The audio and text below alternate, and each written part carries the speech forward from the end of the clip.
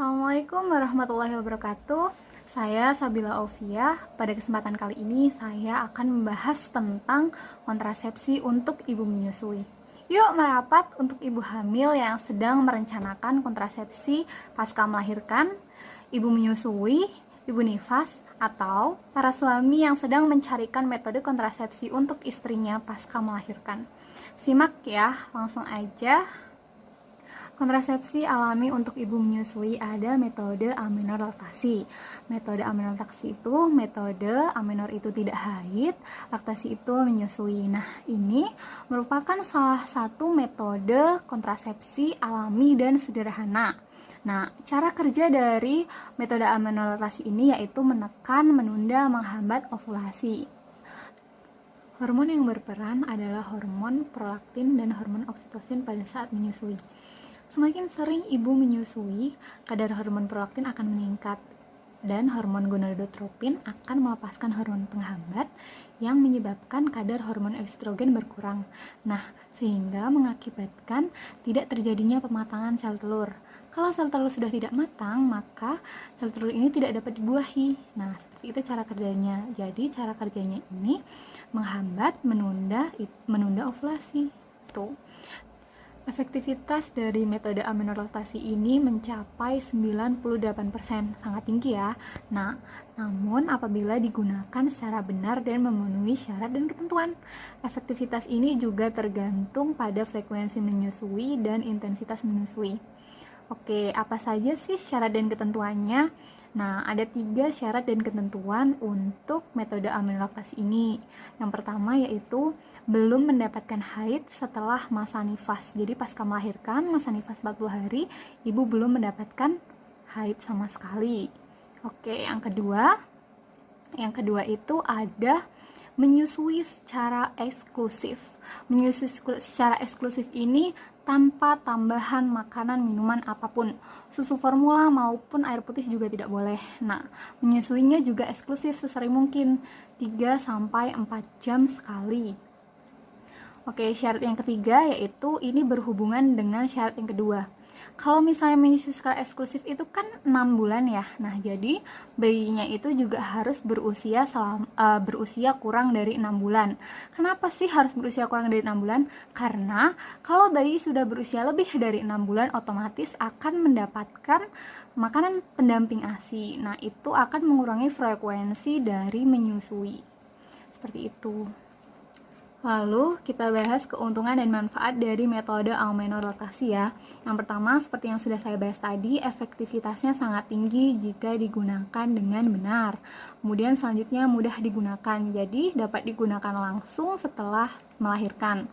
Nah, selanjutnya tidak memerlukan prosedur khusus, tidak memerlukan alat tertentu atau obat-obatan tertentu, jadi itu alami dari dalam tubuh kita. Selanjutnya itu tidak memerlukan biaya sepeser pun. Nah, seperti yang sudah saya jelaskan tadi, itu alami ya dari dalam tubuh kita, jadi tidak memerlukan biaya sama sekali. Kemudian selanjutnya tidak bertentangan dengan budaya maupun agama. Nah, selanjutnya yaitu tidak mengganggu atau tidak menimbulkan efek samping.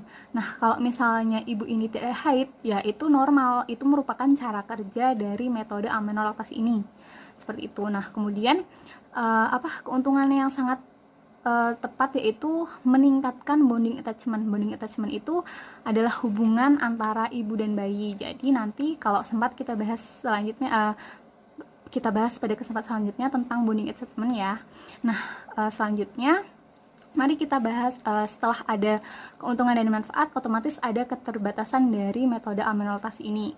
Mari kita bahas tentang keterbatasan dari metode Amenor laktasi ini. Yang pertama itu tidak dapat digunakan pada ibu yang menderita penyakit menular. Contohnya seperti HIV maupun TBC. Nah, kalau ibu yang HIV itu kan penularannya juga melalui ASI. Jadi, ibu yang menderita HIV itu tidak boleh menyusui bayinya. Jadi, tidak dapat menggunakan metode Amenor laktasi ini. Seperti itu. Nah, kemudian kalau ibu yang TBC itu kan juga penyakit yang menular. Nah, kalau metode Amenor laktasi ini kan butuh hubungan yang sesering mungkin kan dengan ibu dan bayi. Nah, kalau ibu yang TBC itu kan tidak boleh dekat-dekat dengan bayinya karena penularannya melalui udara. Metode amilolaktasi ini juga tidak dapat digunakan oleh wanita yang bekerja ya, atau wanita yang terpisah dengan bayinya selama lebih dari 6 jam. Kenapa? Karena pada prinsipnya metode amilolaktasi ini kan menyusui secara eksklusif.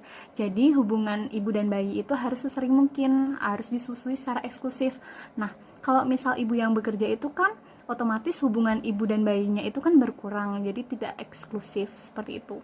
Kemudian selanjutnya metode ini tuh efektif selama 6 bulan setelah melahirkan dan ibu belum mendapatkan haid sama sekali setelah masa nifasnya.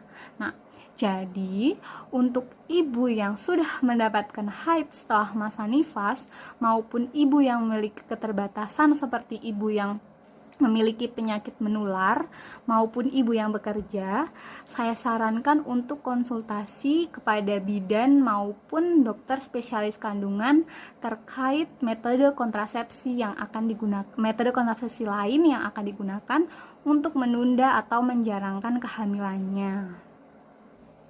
Oke, itu tadi penjelasan seputar metode amilolaktasi, metode kontrasepsi untuk ibu menyusui. Jika ada pertanyaan, silahkan komen di bawah ini.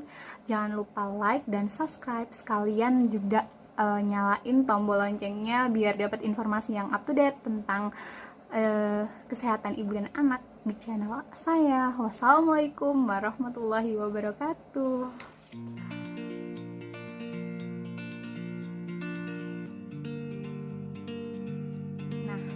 Semakin sering ibu menyusui,